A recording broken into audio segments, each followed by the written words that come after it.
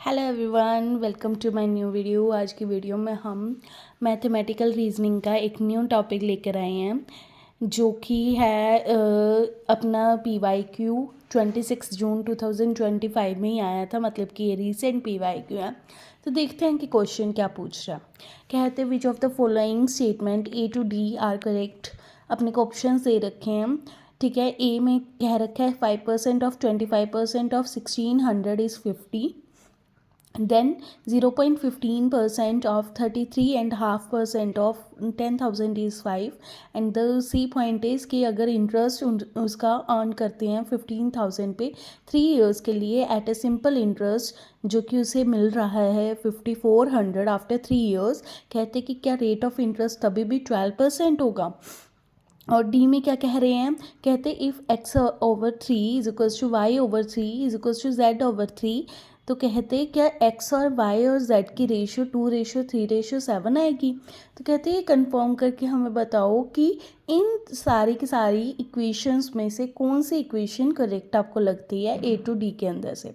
और इन्होंने ऑप्शंस भी दे रखे हैं, क्या A B C है, B और C है, B C D है और A और D है। इसमें से आपने को चूज़ करना है।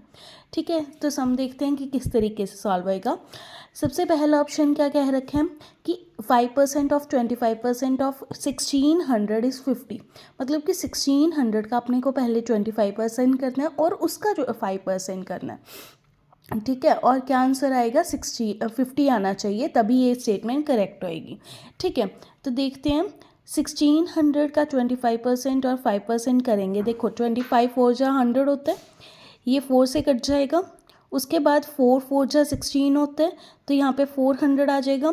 100 के 2 0 से 400 के 2 0 कट जाएंगे। अपने पास 4 5 जा 20 आ जाएगा, पर यहाँ पे तो 50 कह रखा है, तो मतलब ये अपनी इक्वेशन क्या होगी, गलत हो गई। ठीक है, सेकेंड इक्वेशन की ओर बढ़ते हैं। कहते हैं 0.15% ऑफ 33% ऑफ 10,000 इज़ 5। कहते जो 10,000 है ना एज इट इज़ है।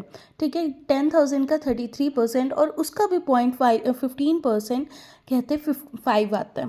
तो देखते हैं कि ये सही कह रहे हैं या गलत कह रहे हैं। अपन ने लिख लिया 10,000 का 33.5 1/3 परसेंटेज कितना होता है, 1/3 होता है। तो अपन ने एज इट इज़ लिख लिया। और 0.15% क्या होएगा, 0.15 ओवर 100 परसेंटेज है, तो ओवर 100 हो जाएगा। तो इसे अगर आप सॉल्व करेंगे तो देखो 100 से अपना ये कट गया।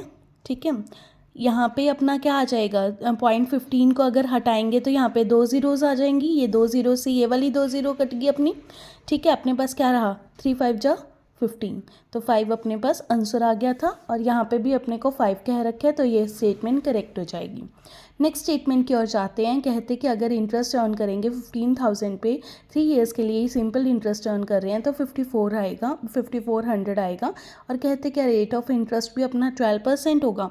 तो देखते हैं, अपने को सिंपल इंटरेस्ट का फॉर्मूला पता है P/R/T ओवर 100। तो सिंपल इंटरेस्ट इन्होंने कह रखा है कि 5400 आ जाएगा। P क्या है, प्रिंसिपल अमाउंट अपने को कह रखा है कि 15,000 है।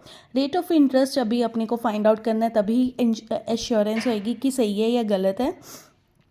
T अपने को टाइम पीरियड 3 कह रखा है और डिवाइडेड बाय 100 कह रखा है। देखो 100 से 100 की 2 ज़ीरो से ये वाली 2 ज़ीरो कट गई। यहाँ पे जो सिंगल ज़ीरो थी वो इसी से कट गई। और उसके बाद 3 को अगर 54 से कटेंगे तो 180 आ जाएगा। 540 से कटेंगे तो 180 आ जाएगा। और 15 को 180 से कट करेंगे तो 12 आ जाएगा। तो रेट ऑफ इंटरेस्ट अपने पास क्या आ जाएगा, 12 आ जाएगा। उसके बाद यहाँ पे भी इन्होंने 12 ही कह रखा है, तो ये अपना करेक्ट स्टेटमेंट कहलाएगा। उसके बाद क्या कह रहे हैं कि if x over 3 is equals to Y over 4 is equals to z over 5। तो कहते हैं कि क्या ये रेशो बनेगी।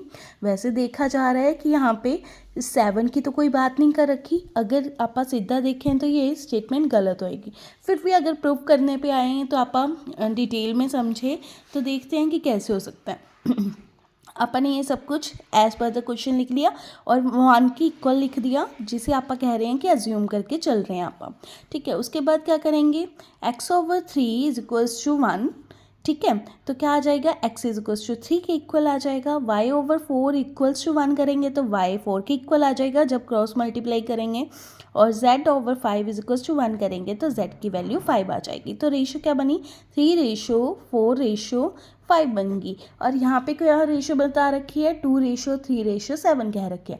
मतलब ये स्टेटमेंट भी गलत है और फर्स्ट स्टेटमेंट भी गलत है। कौन सी स्टेटमेंट सही हुई, बी एंड सी होगी सही। ठीक है, इस हिसाब से अपना आंसर क्या आएगा, बी एंड सी, जो कि सेकंड आंसर है। ये अपना सम पूरा का पूरा सॉल्व हो गया। अगर किसी को क्वेश्चन में कोई भी दिक्कत आती है, you can ask in the comment section. Thank you very much.